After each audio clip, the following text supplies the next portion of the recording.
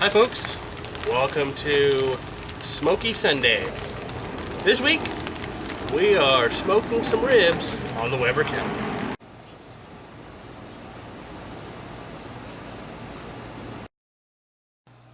Alright folks, welcome to Smoky Sunday. I just poured in some boiling water into a foil pan, and as you can see I have my coals in a charcoal basket. We're going to try to light it with one of these little tumbleweed things. So I'm going to just stick it in there and we will light it, and so hopefully it'll just kind of slowly burn on one side, gives nice long smoke time.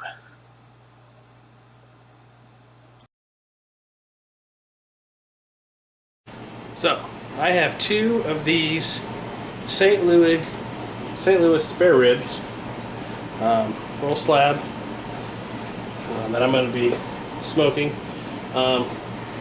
If you don't have a rib rack, you may only be able to do one. Figure that part out for yourself. If you can fit two, if you want to do two, but I have a rack, so I'm going to do two to set these into. So let's get started. Alright, so usually this is all going to be in a very weird angle, but usually there's a membrane on the back of these, and I watched someone else's video where they said use a spoon instead of a butter knife. It's a lot easier, and you just kind of have to get up under it like this. Oh wow, that might be easier. Then you're going to want a paper towel. Grab hold of it.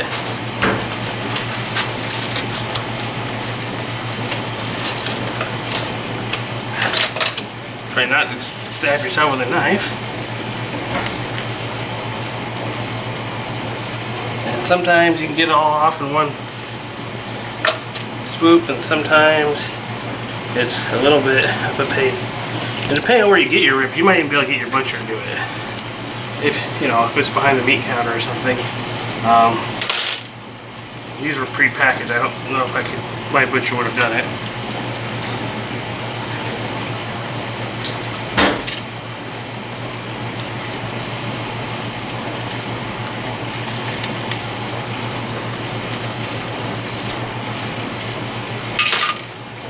Sometimes this will be fairly easy to do, sometimes a real pain.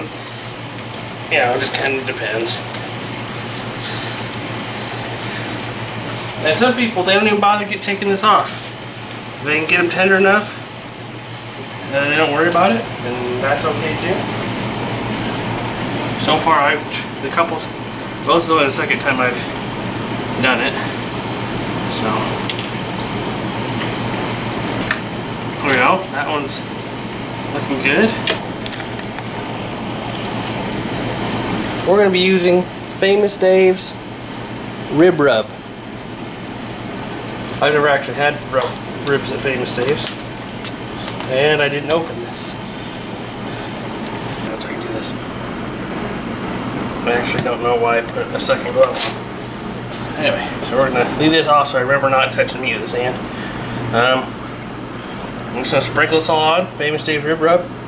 I just took a little bite of it, or taste of it, and it has a little heat. Let's see what's all in here. Got sugar, salt, garlic, onion, spices, paprika, dehydrated carrots, mustard, red bell pepper, tomato, natural smoke flavor, orange peel, corn syrup solids, bunch of junk. So let's just see what happens. I'm not using a binder. I don't use binders a whole lot, although I'm kind of warming up to it on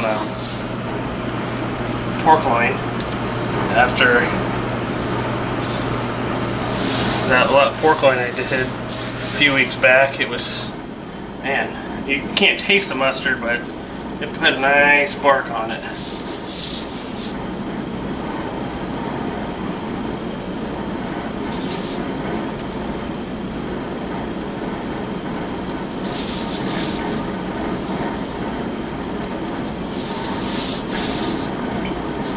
I don't got a lot of room to work here either. Without getting seasoning all over the rub all over the stove here. That's all right. We're gonna be doing the 3-2-1 method. I'll have to explain that a little bit later. But we will be wrapping these at some point.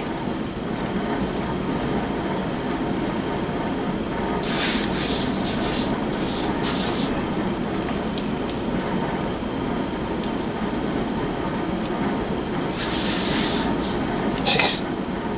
I about used this whole bottle up. I need to work on that. Stuff's not that cheap either. I mean, it's okay priced, but alright, I think that's about all I'm gonna be able to use of that. Alright. Grill's only at 132 right now, so we're slowly waiting for that to come up to heat.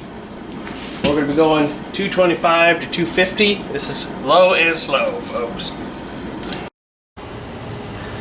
Alright, we're up 239, so I'm gonna make some adjustments after we put the ribs on, just so it doesn't keep going up. But 239 is good for right now.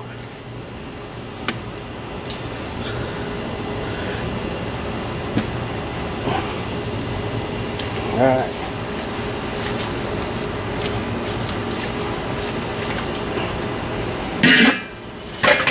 Okay. Let's see. Here's my rib rack. But it looks like I'm gonna have to open this up first so I can put our applewood in. We're doing applewood today. A couple big chunks. I know, probably shouldn't. Oh, don't worry, that's okay.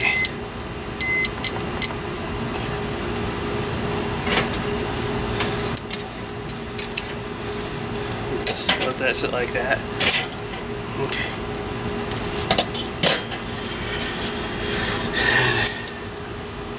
Next we will grab one of these guys.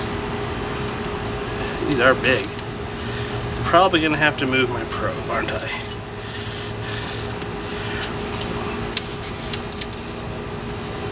Really wasn't sure how this was gonna work because I've never used this before, and I thought it was a little big when I got it, but I think we'll be okay with this. We're gonna just go with that.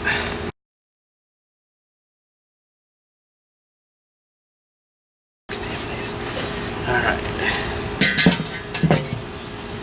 So, I'm going to just put the dampers down to 1/4 so we can slow down some of this burn.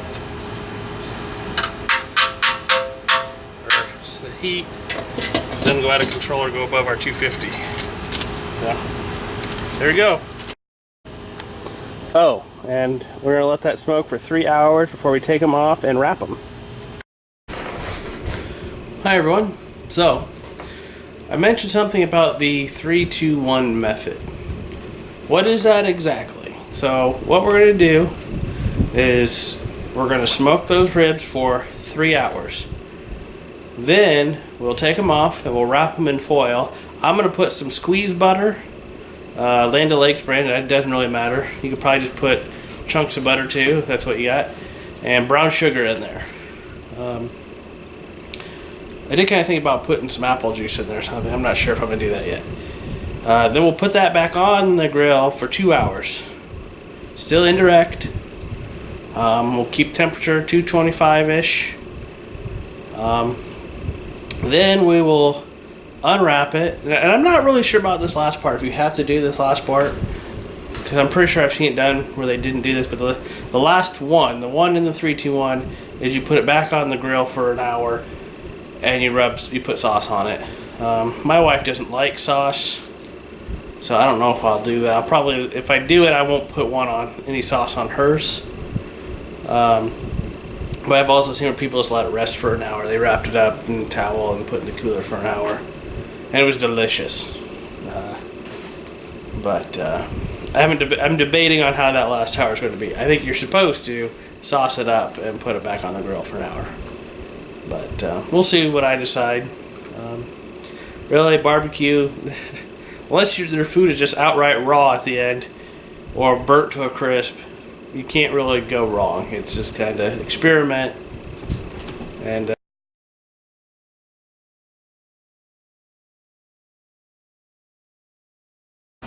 alright, it's been about an hour. We're at 224 degrees, so I'm getting close to getting the temperature just set right, but we've been in a good range, so I'm not too worried about it. But we're going to check on them, and we're going to move which one's closer to the fire, so let's check it out.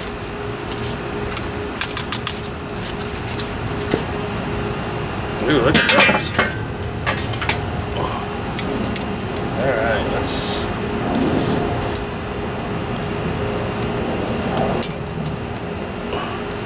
Not quite sure how we're going to do this.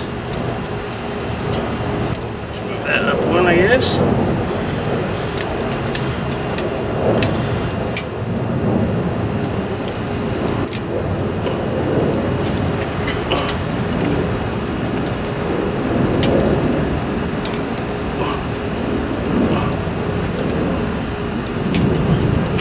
Not really how I wanted to do that, but we may not do a lot of this moving. There we go.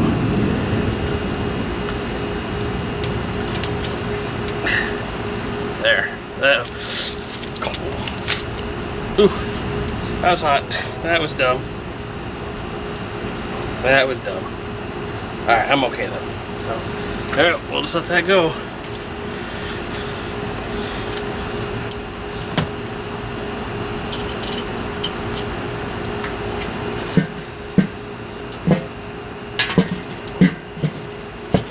Alright, we're at the 3-hour mark, so we are going to get our ribs on here. I'm going to add some brown sugar and butter. And we'll put them back on.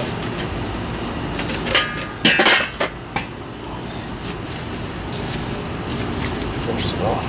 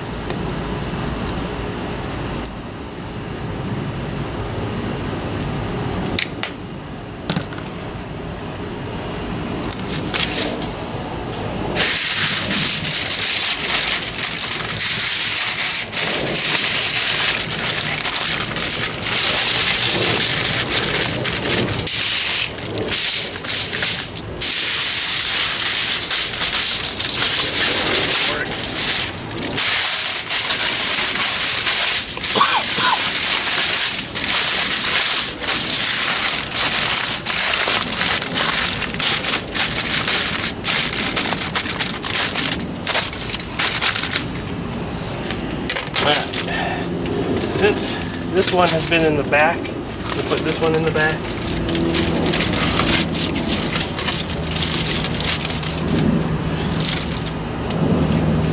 And this one can go on the front.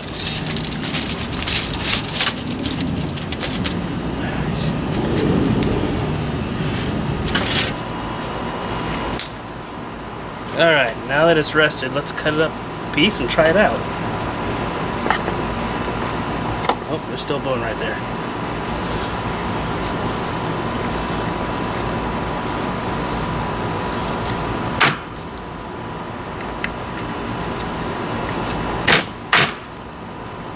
There we go.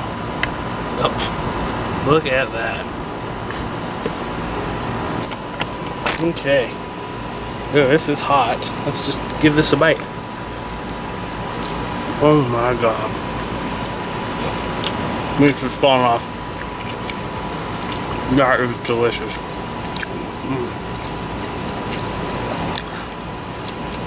Oh, man. That rub, it's good. You get the sweetness and the brown sugar and the butter we put in. We're going to put in the foil. So I didn't record this part, but when I decided whether it was tender enough, do I need to cook it more or not, we take the tongs and try to pick up the ends, and if it starts to break, I guess that's the indicator. It is an indicator that it is tender.